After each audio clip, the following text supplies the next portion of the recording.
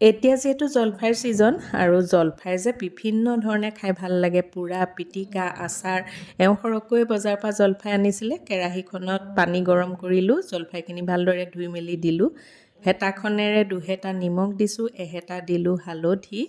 Medium ফ্লেমত লৰাই থাকিলোঁ। জলফাইখিনি সুন্দৰকৈ ফাটি ফাটি গৈছে, দেখিছেনে, সিজি গ'ল। এটা ফুটা থকা খৰাহীত জলফাইখিনি টুকি ল'লোঁ, পানীখিনি ভালদৰে নিগৰাই ল'লোঁ। কেৰাহীখন গৰম কৰিলোঁ, তাতে তেজপাত, শুকান জলকীয়া, লং, ইলাচি, ডালচেনি, ডাঙৰ চামুচেৰে 2 চামুচ, গোটা জিৰা, গোটা ধনিয়া দিলোঁ। চফো দিলোঁ ডাঙৰ চামুচেৰে 2 চামুচ আৰু সৰু চামুচেৰে আধা চামুচ দিলোঁ মিঠি। এইখিনি অকণমান সময় ৰ'ষ্ট কৰি ল'লোঁ। মিক্সিত ৰাফকৈ পিচি ল'লোঁ। এতিয়া কেৰাহীত অলপমান সৰহকৈ মিঠাতেল গৰম কৰিলোঁ। এচামুচ পাঁচফোৰণ ফুটাই দিলোঁ। সৰু বাতিৰে এবাতি দিলোঁ গুড়, লৰাই আছোঁ।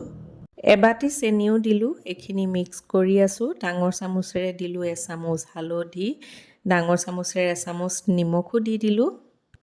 কাশ্মীৰী পাউডাৰ ডাঙৰ চামুচেৰে 2 চামুচ দিছোঁ, তেতিয়া যিহেতু কালাৰটো ধুনীয়া আহে।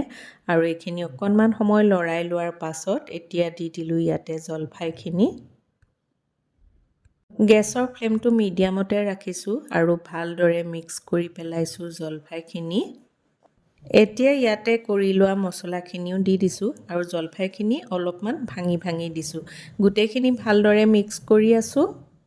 এয়া হৈয়ে গ'ল জলফাই আচাৰ। এতিয়া ইয়াতে ডাঙৰ চামুচেৰে 2 চামুচ মিলাই দিলোঁ ভিনেগাৰ। তৈয়াৰ হৈ গ'ল জলফাই টেঙা মিঠা জ্বলা আচাৰ। কাৰ কাৰ প্ৰিয় জনাব, আমাৰ ছোৱালীৰ যে খুবেই প্ৰিয়। আজিলৈ আহিছোঁ, বাই।